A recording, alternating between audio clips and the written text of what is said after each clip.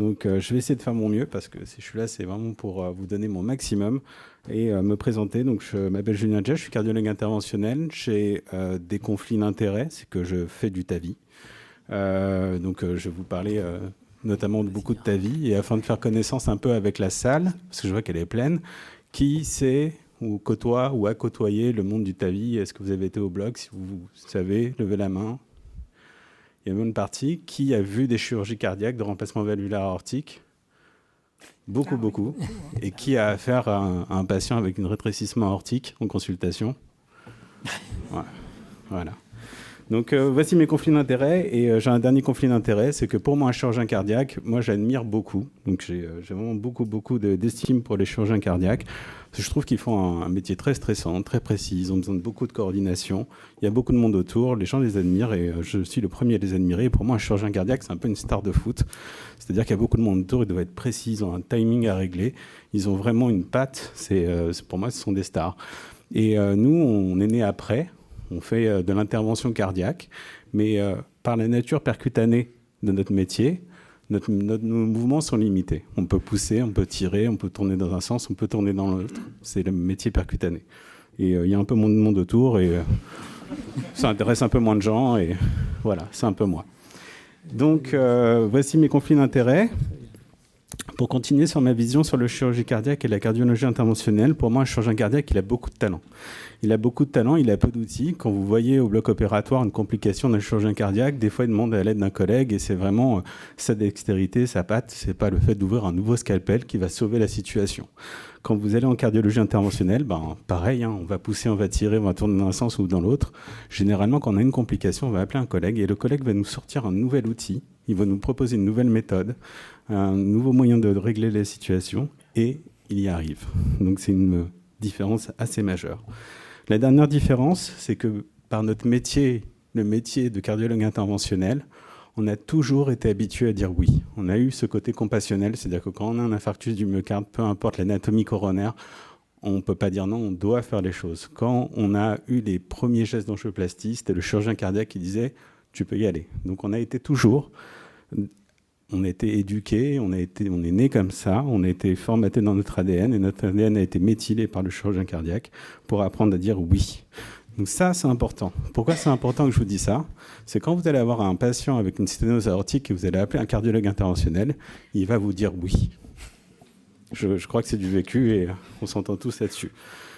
Donc le TAVI versus la chirurgie.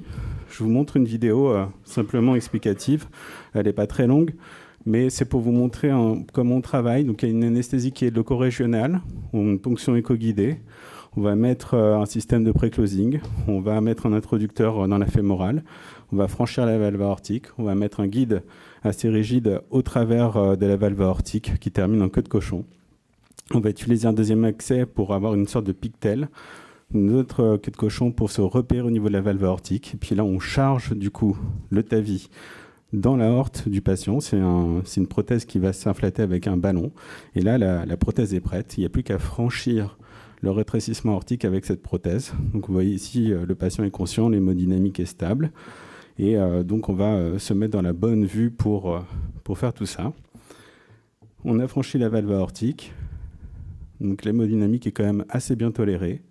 Et là, on va s'apprêter à inflater du coup, et déployer la prothèse de TAVI. Donc on se met dans une bonne incidence. Donc les recommandations ont beaucoup évolué dans notre métier pour éviter justement les troubles conductifs et autres. On va stimuler sur le ventricule gauche.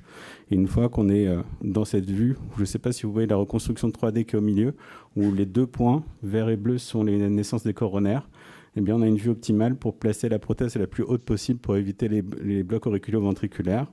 Ça va très vite, c'est-à-dire qu'on fait une stimulation rapide, on injecte du produit de contraste, on inflate la prothèse et la thérapie est délivrée. On va être très vite dans ce cas-là parce que le patient est particulièrement insuffisant rénal, donc on a fait la procédure, on avait utilisé 40 cc de contraste. Donc là, la procédure, elle est terminée. Ce qui nous reste à faire, c'est le contrôle échographique et le contrôle angiographique. Donc le contrôle angiographique, on va le faire après avoir retiré le guide. C'est du temps, oui, c'est du temps réel. La procédure n'a pas été très longue. Et donc là, c'est le moment du contrôle angiographique. Vous allez voir le résultat. Et une fois qu'on a fini le contrôle angiographique, on vérifie le contrôle au niveau de l'artère fémorale. Donc ça, c'est le contrôle. Voilà. Vous avez la perfusion coronaire, vous voyez que l'implantation est très haute. On va le moins possible en dessous de l'anneau pour éviter les troubles conductifs. Et ici, on a fermé l'artère fémorale et par l'artère du bras, avec un cathéter assez long, on arrive au niveau de la jambe et on vérifie qu'il n'y a pas de problème au niveau de l'artère fémorale. Donc ça, c'est la procédure de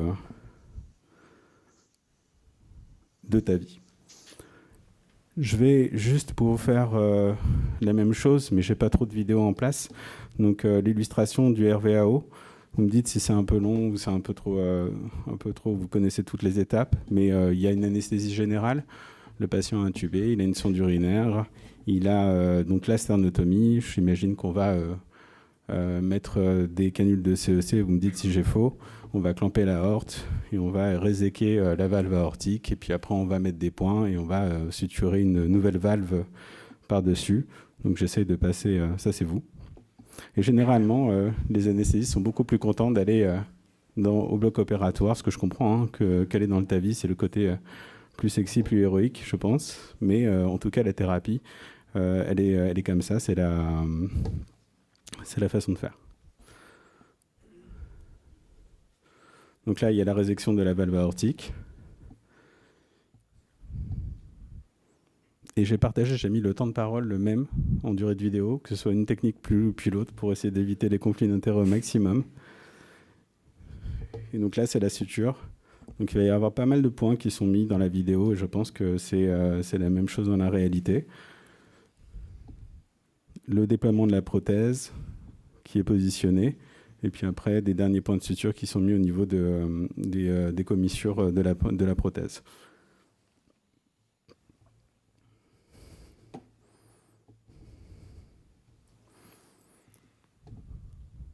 Ça va? Jusque-là, c'est assez réaliste?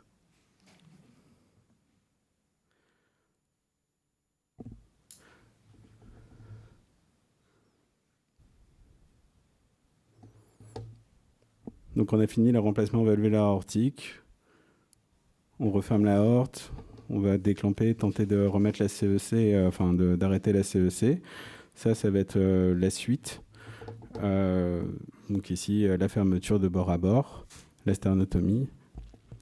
Et dans les suites, donc, du coup, est prévu tout ce qui est réanimation, hospitalisation et réadaptation cardiaque qui est obligatoire après l'intervention.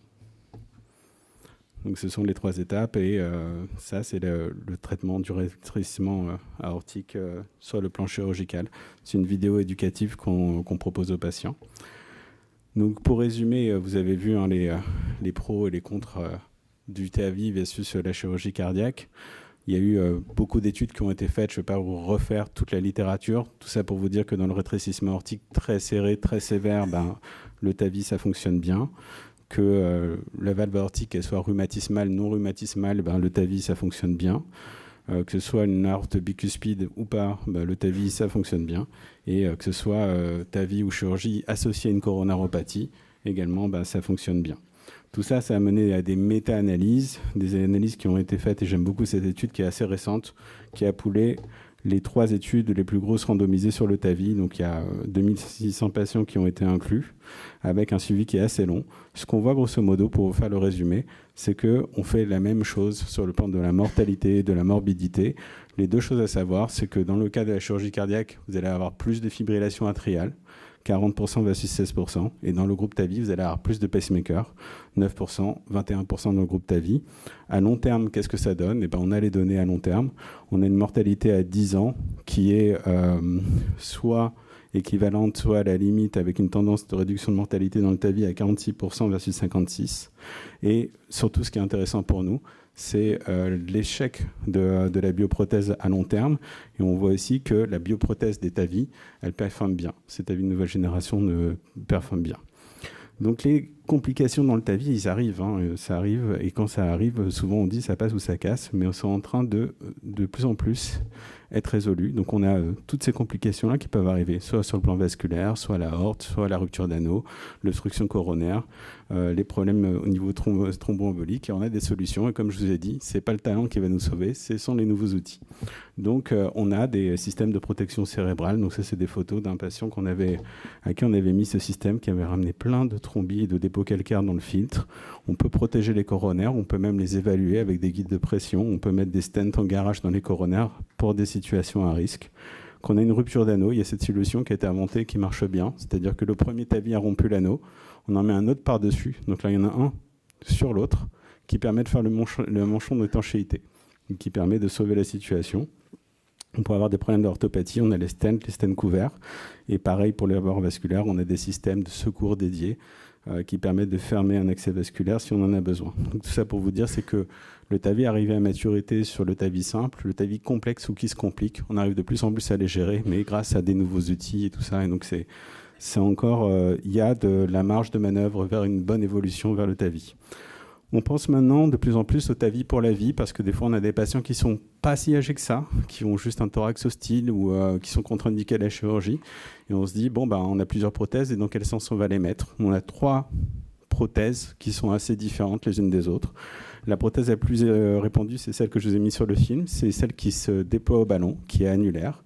Il y a une deuxième prothèse qui existe, qui est auto-expandable et qui est annulaire. Et il y en a une autre qui est très intéressante aussi, qui, elle, est au-dessus du plan de l'anneau pour générer des meilleurs gradients. Et bien, ce qu'on peut faire, c'est qu'on peut faire une première prothèse chez un patient pour qu'il puisse avoir 7 à 10 ans de bon fonctionnement de cette prothèse, de mettre une deuxième prothèse chez ce même patient 7 à 10 ans après pour gagner du temps, et puis après de mettre une troisième prothèse qui va être encore plus difficile sur l'accès coronaire, mais qui va laisser la place pour le TAVI. Alors c'est pas de la science-fiction parce que ça commence à arriver. Ça, ce sont des cas de chez nous où la première prothèse était cette prothèse au ballon. Le gradient de sortie était à 16 il y a 10 ans. On a mis l'autre prothèse par-dessus. Le gradient de sortie était à 6. Donc comme quoi, il y a des choses qui arrivent et qui marchent bien. Et plus tard, si le patient resténose ou qu'il y a encore un souci, on pourra mettre une dernière prothèse pour lui assurer une bonne espérance de vie avec cette technique. Je vous montre un cas de chirurgie. Donc vous voyez ici, l'accès vasculaire, il est compliqué. Il est assez tortueux. Et le patient a 73 ans, il est en bon état général. On part sur un TAVI compliqué sur le plan fémoral. On a fait une ARTIM et le ARTIM dit il faut faire une chirurgie et on a été à la chirurgie. Et comme je vous l'ai dit, nous on dit toujours oui. Voici un deuxième cas qui est un cas de TAVI. C'est encore plus tortueux, c'est encore plus compliqué. Je vous mets la vidéo qui va tourner autour. Mais le patient, il a 90 ans, il a très haut risque opératoire. On a discuté, on a convenu qu'on ne pouvait pas passer par une autre voie déjà, qu'il était à trop haut risque chirurgical, et donc on a été au TAVI, malgré des difficultés qui étaient plus importantes. Donc on a choisi une prothèse qui a un profil qui est le meilleur qu'on connaissait. Et donc je vous ai montré ce que c'était un TAVI simple. Et il y a des TAVI un peu plus complexes. Vous voyez, la prothèse a vraiment du mal à progresser, mais à la fin, elle y arrive. Désolé pour le petit spoil. Mais on arrive à progresser quand même, on arrive à aller sur des cas challenging parce que ça a été demandé, parce que ça a été réclamé. C'est plutôt à titre compassionnel et qu'il faut le faire. Et on ne va jamais s'opposer à un refus de la chirurgie ou dire non par rapport à ça. Donc ça, c'est la prothèse qui passe. Ici, je vous montre la prothèse qui est déployée et le résultat, qui a une petite fuite périprothétique à la fin, mais qui est bien tolérée. Et ici, au niveau de l'accès vasculaire, une petite dissection à ce trait-là, mais qui est bien tolérée aussi. Et le patient va bien, il est sorti à J3.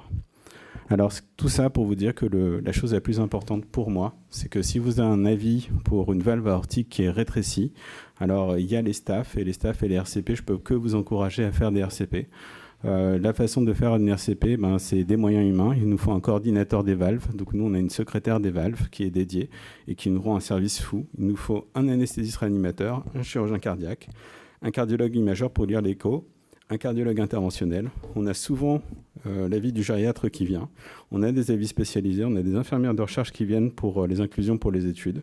Et on a un moyen matériel qui est important. Il faut qu'on ait une salle physiquement. C'est difficile en visio. Il faut qu'on ait un écran. Il faut qu'on ait le dossier médical qui soit complet. C'est bête, mais pas pouvoir regarder la biologie, c'est compliqué quand on fait une RCP.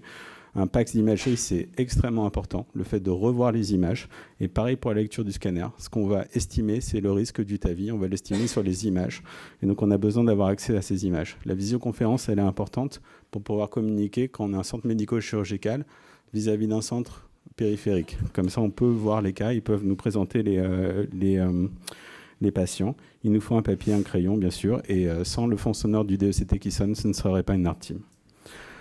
Les moyens administratifs, c'est un HDJ valve, c'est-à-dire avoir un hôpital de jour pour accueillir les patients et faire les bilans complémentaires si besoin, staffer un dossier complet. La art team, elle vient obligatoirement, à mon sens, et ça c'est assez rigoureux, après une consultation. C'est-à-dire qu'on ne peut pas staffer le dossier d'un patient si personne du groupe ne l'a vu. C'est compliqué. C'est-à-dire estimer l'état général, estimer le risque opératoire, eh bien, ça se voit en consultation. Et donc, il faut au moins qu'il y ait une personne qui ait vu le patient en consultation. C'est souvent l'anesthésiste en bilan préopératoire. La conclusion, elle est rédigée en procès-verbal de réunion de concertation pluridisciplinaire. De là, on planifie. Si on planifie le TAVI, ça peut être dans le mois pour un TAVI simple. Ça permet de vraiment gérer nos listes d'attente. Planification urgente dans les 10 jours, planification d'un TAVI chirurgical, planification d'une chirurgie et arrêt des anticoagulants avant les hospitalisations. Ça nous sauve beaucoup de cas opératoires, donc c'est important. La conclusion de la art team, elle va aller dans 4 sens. Elle va dire chirurgie cardiaque, elle va dire TAVI, elle va dire traitement médical, ou elle peut demander un avis spécialisé. Moi, je me rappelle d'une anecdote où quelqu'un de beaucoup plus câblé que moi m'a dit sur un antécédent pour lequel je suis passé complètement à côté qu'un ampulome vatérien, c'était un très mauvais pronostic. Donc, moi, j'avais fait complètement l'impasse dessus sur le CN, je pense. Et donc, on a demandé un avis spécialisé, voir le pronostic et voir tout ça. Personne n'a la science infuse. Et le rôle du cardiologue interventionnel là-dedans est d'estimer le risque de la procédure et le risque du TAVI. Et donc, on n'hésite pas à faire appel à des avis spécialisés, quitte à retarder un tout petit peu la prise en charge. Donc voilà. En conclusion. Le TAVI, c'est vrai qu'il prend de plus en plus de place dans les recommandations, dans le traitement du rétrécissement aortique serré. La décision clinique, elle doit être personnalisée au patient, à son histoire, et plus adaptée à ses sessions, c'est quel est le risque opératoire du malade, quelle chirurgie il doit faire face, et quelle va être la discussion de l'RCP autour de sa valvulopathie, et surtout autour du scanner, comment va être le TAVI, est-ce qu'il va être simple ou complexe. La art team, elle est essentielle, et l'avis du patient et du correspondant rentre particulièrement en compte dans ces décisions. C'est toujours très difficile de discuter avec la famille et d'aller contre la famille ou d'aller contre le correspondant. Et donc, il y a vraiment un travail de discussion derrière pour expliquer la raison pour laquelle le premier patient qui avait des axes tortueux et qui était tout à fait opérable devait aller à la chirurgie versus ce TAVI. Je vous remercie.